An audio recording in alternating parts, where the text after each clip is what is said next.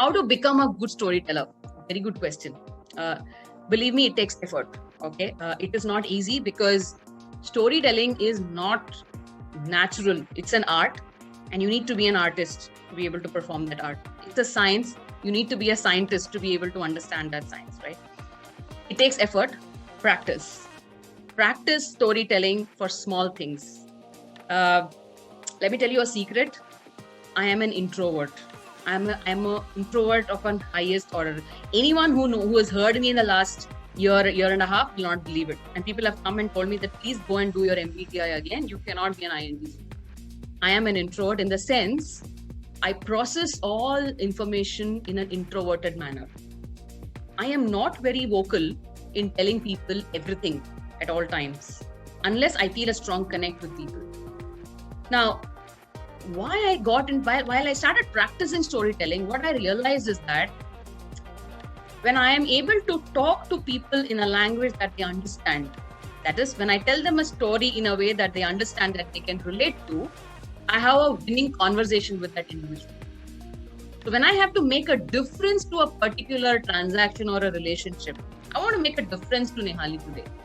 So I look at her and the first thing I do is I smile, and before she says, hello ma'am, I say, hello Nihali, right? So I make that connect. So even if you are an introvert, try to make that connect. I go around looking at names because I know most of you. I try and say hello to everyone individually in whatever way possible. Last week when I was here, Ashish Gakre was in the audience, and Ashish and I share a birthday, and I made a reference to it. I'm trying to engage with the audience here, and that makes me a good storyteller, because the moment I make it a practice of engaging with my audience, it becomes a natural behavior in me that I'm able to engage with the audience even when I'm narrating a story or when I'm driving home a concept through a story. Storytelling also requires you to learn the art of speaking slowly.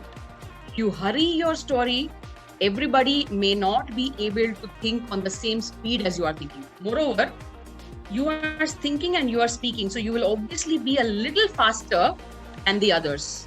Others have to understand the character, they have to relate to the character, they have to choose characters with whom they can relate with, and they have to see themselves as that character and then follow in your story.